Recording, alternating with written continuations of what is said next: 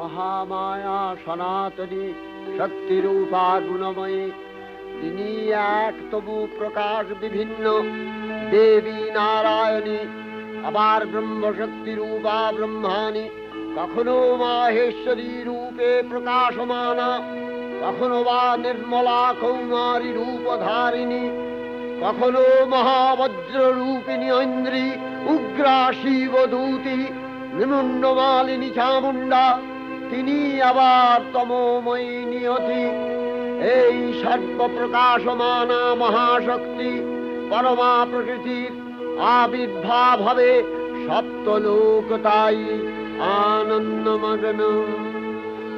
বাজলো তো